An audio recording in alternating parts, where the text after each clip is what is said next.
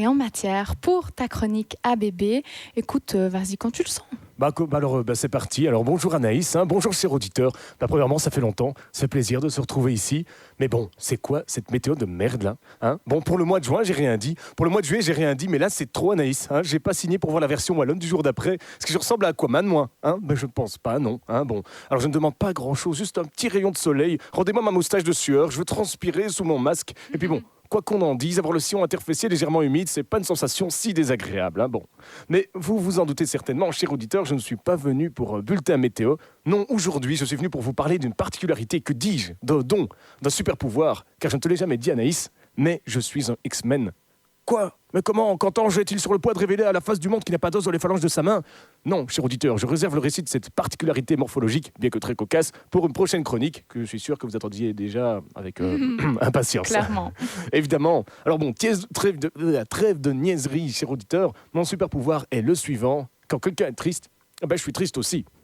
Bon, alors je sais déjà que t'en tombes des nuits, Anaïs, mais ce n'est pas tout. Écoute plutôt ceci. Quand quelqu'un est heureux, je suis heureux aussi.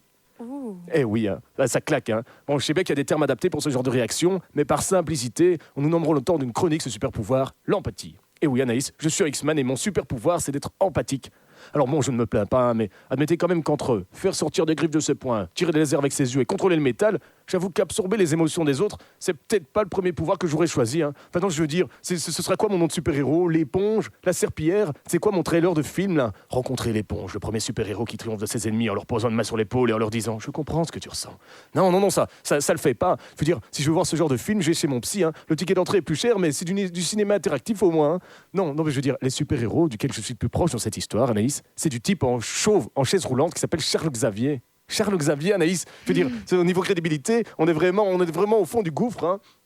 Alors je sais pas ce que vous allez dire, oui, non, mais est-ce qu'il sait que les super-héros, ça n'existe pas ? Bien sûr que je le sais. Bien sûr que c'est un film, c'est une fiction. Ça n'existe pas, les super-héros. Et parler à soi-même, c'est aussi un signe de démence, mais ça, c'est une autre histoire. Alors attention, il y a quand même des points positifs. Genre en vrai, tu comprends mieux les émotions des autres. Je sais pas ce qui en est des autres empathiques, évidemment, mais à tout moment, je peux vivre, je dis bien vivre, la détresse et la douleur de Jéricho qui s'effondre sur mon épaule en pleurnichant qu'il n'y a plus de sucre dans la machine à café. Mais ce n'est pas tout. C'est pas tout. Je peux également m'incruster dans une dispute et comprendre les deux points de vue clairement. Mais ça veut dire que t'es le médiateur parfait, alors ? Pas vraiment. Mais bon, à tout moment, je peux lancer une phrase du genre « Mettez-vous à la place l'un de l'autre, tu dois comprendre son point de vue. » Bon, je sais, c'est pas ouf, Mais bon, dis-moi, Anaïs, j'ai une question pour toi. Est-ce que tu sais ce qui est pire qu'un empathique, à part le début de cette mauvaise blague ? Non. Eh bien, 2 empathiques, Anaïs. Et je vais t'expliquer pourquoi. Bon, il n'y a pas longtemps, je me baladais avec une très bonne amie empathique qu'on nommera Gudule. Bon, alors oui, je sais, mais les balades, c'est pas très tendance. En plus, on courait même pas, on marchait, je veux dire, sur le bitume, vraiment rien de fou. Alors, bon, je sais bien, nous les autres, les empathiques, on n'a rien trouvé de mieux que s'attirer les uns les autres. Qui se ressemblent, ça semble, neurones miroirs, tout ça. Donc, conversation, c'est le feu. Ouais, dis, je sais que tu ressens, que je ressens que j'ai un peu soif. Tu veux qu'on s'arrête pour boire un café si tu le ressens. Et je ne te parle même pas du temps qu'on prend pour décider dans quel café aller. Alors, les empathiques, on vit carrément dans une temporalité différente, je te jure.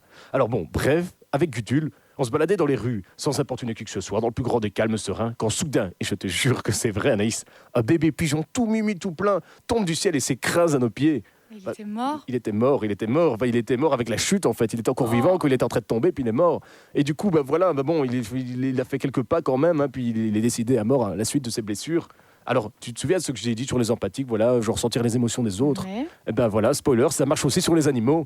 Alors je te raconte pas la scène. Gudule chamboulé, choqué, évoquant l'appel à un vétérinaire ou la nécessité de transporter cette marmelade de bébé pigeon dans l'herbe afin de lui offrir une sépulture honnête. Et puis bon, moi à côté, en train de faire le bonhomme, du genre ne sois pas triste, Gudule, c'est la loi de la nature, il n'a pas souffert. Essayant péniblement de me convaincre que les 2 minutes d'agonie auxquelles nous avions assisté impuissants n'avaient jamais existé. Mais j'étais brisé à tout jamais au fond de moi, Anaïs. Alors bon, voilà, on a décidé de faire une chanson d'adieu à ce pigeon, Anaïs, je te jure, une chanson. On lui a même donné un nom. Mais non. Oui, je sais ce que vous pensez. Ne serait-il pas plus judicieux de donner des prénoms à des êtres vivants qu'à des cadavres ? Blablabla, ne les écoute pas, Jonathan.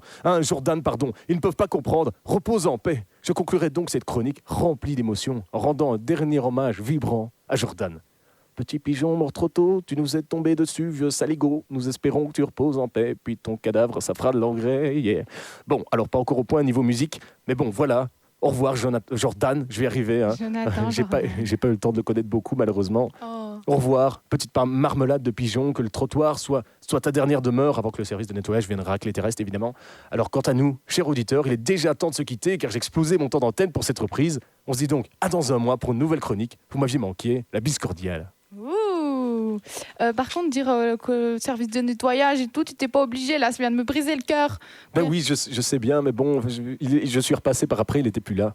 J'ai oublié de le dire à Gudule, il était parti au paradis des bébés pigeons, je pense.